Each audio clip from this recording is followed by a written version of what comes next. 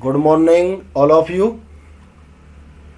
हाँ देखो, आज जो अपन पढ़ेंगे वो पढ़ेंगे चैप्टर नंबर 24, राजस्थान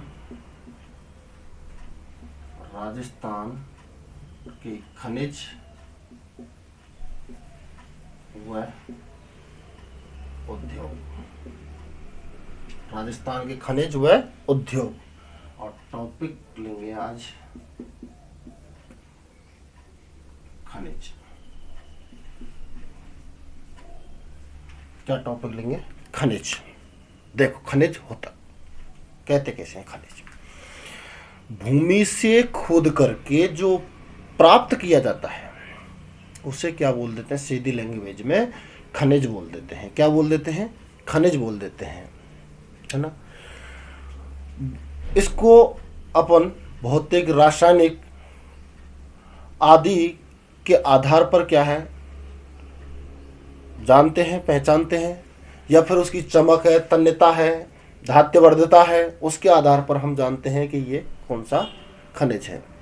तो खनिज को अपन सीधे ही बोलेंगे कि भूमि से खोदकर जो प्राप्त किया जाता है उसे हम क्या बोलते हैं जी? खनिज बोलते हैं। क्या बोलते हैं? खनिज। खोद करके जो प्राप्त किया वो क्या है? खनिज। तो खनिज को देखो आप,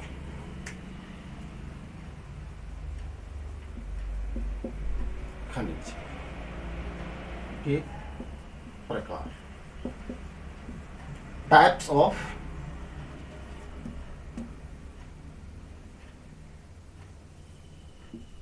एक होता है धात्विक खनिज और दूसरा होता है अधात्विक खनिज। खनिज दो तरह, धात्विक खनिज एंड अधात्विक खनिज। धात्विक खनिज वह खनिज है जिसमें धातु के अंश पाए जाते हैं, उसे हम धात्विक खनिज कहते हैं। जिसमें धातु के अंश पाए जाएंगे उसे क्या बोलेंगे जी? धात्विक खनिज।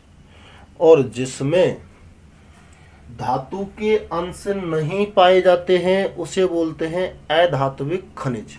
जिसमें धातु के अंश नहीं पाए जाते हैं उसे क्या बोलेंगे? अधात्विक खनिज।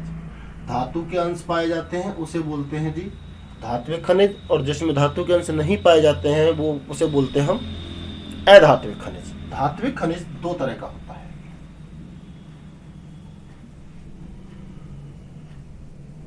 लोहे खनिज, और ये होता है अलोहे खनिज। धात्विक खनिज कितने प्रकार का? दो तरह का, दो टाइप्स, टू टाइप्स है ना। तो लोहे खनिज, जिसमें लोहे के अंश होते हैं उसे लोहे खनिज कहते हैं। जिसमें लोहा के अंश पाए जाएंगे उसे हम क्या बोलेंगे? लोहे खनिज। और जिसमें लोहे के अंश नहीं पाए जाएंगे उसे बोलेंगे हम अधात्विक खनिज। क्या बोलेंगे? अधात्विक खनिज। तो देखो, लोहे में लोहा, मैग्नीज, इसमें बॉक्साइड, चांदी, तांबा, सोना,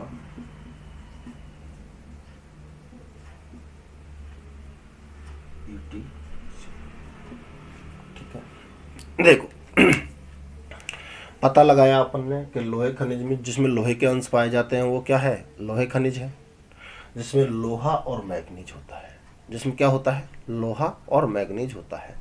और अलोहे में जिसमें लोहे के अंश नहीं होते हैं उसे क्या बोलते हैं हम? अलोहे खनिज। जिसमें क्या नहीं होता है? लोहा नहीं होता है ना, अन्य चीज होंगी। इट मीन्स धात्विक तो होगा लेकिन लोहा नहीं होगा, इसलिए उसे क्या कर दिया? अलोहे खनिज। एलोहे में देखो ऑक्साइड है, चांदी है, तांबा है, सोना है, इट्टीसी तमाम लोहा और मैग्नीज को छोड़ करके सब के सब धात्विक खनिज जो आएंगे वो अलोहे खनिज में आएंगे। क्लियर। इसके बाद में आते हैं हम अधात्विक खनिज। अधात्विक खनिज में होता है पहला ईंधन खनिज, दूसरा होता है अन्य खनिज।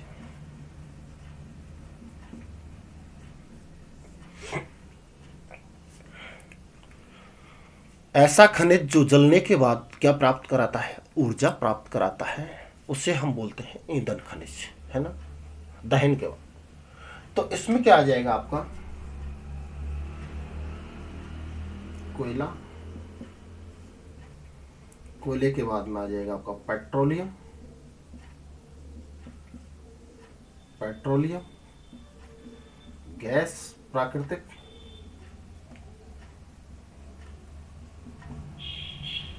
गैस, ये सब किस में आ जाएंगे, ईंधन खनिज में। ये जल के हमें क्या प्राप्त कराते हैं, ऊर्जा प्राप्त कराते हैं, इसलिए क्या है, ईंधन खनिज है। दूसरा अन्य खनिज। अन्य खनिज में देखो आप संगमरमर, हीरा, ग्रेफाइट, ये सारे के सारे कहाँ आ जाएंगे, अन्य खनिज में। कहाँ आ जाएंगे, अन्य खनिज में। चूना पत्थर, सारे के सारे कहाँ आ जाएंगे, अन्य खनिज में। देख लो आप, खनिज भूमि को खोद करके प्राप्त कर रहे हैं, वो क्या कहला रहे हैं, खनिज कहला रहे हैं। क्या कहला रहे हैं जी, खनिज कहला रहे हैं, राइट। उसके बाद खनिजों के प्रकार धात्विक और अधात्विक, धात्विक और अधात्विक। जिसमें धातु के अंश पाए जाते हैं क्या कहलाता है, धात्विक कहलाता है। धातु के अंश पाए जाते हैं क्या कहलाता है, धात्विक कहलाता है। जिसमें धातु के अंश नहीं पाए जाते क्या कहलाता है, अधात्विक कहलाता है। धात्विक दो तरह का होता है, लोहे खनिज और अलोहे।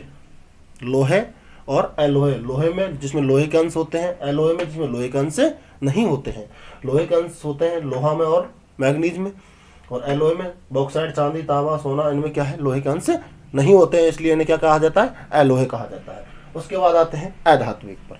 अधात्विक जिसमें धातु के अंश नहीं होंगे, है ना। तो ईंधन खनिज और अन्य खनिज, ईंधन खनिज और अन्य खनिज। ईंधन खनिज में कोयला है, पेट्रोलियम, प्राकृतिक गैस, ये सारी चीजें किस में आ जाएंगी, ईंधन खनिज में आ जाएंगी। अन्य खनिज संगमरमर, हीरा, ग्रेफाइट और चूना पत्थर, ये सारी की सारी कहाँ आ जाएंगी, अन्य खनिज में, राइट। हाँ ठीक है, यहां तक आगे। अब देखो अपन चर्चा करते हैं आगे की। आगे की चर्चा करते हैं। सबसे पहले लेंगे अपन तांबा खनिज। क्या लेंगे, तांबा।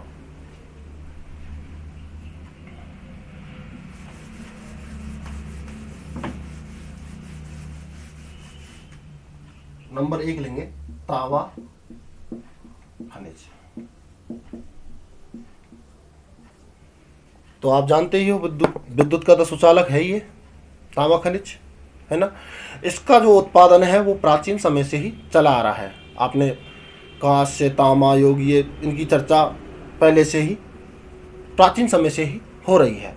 और भारत में जो तांबे का उत्पादन की अपन बात कर रहे हैं, तो तांबे के उत्पादन की दृष्टि से भारत में दूसरे स्थान पर है। कौन से स्थान पर है, सेकंड स्थान पर राजस्थान।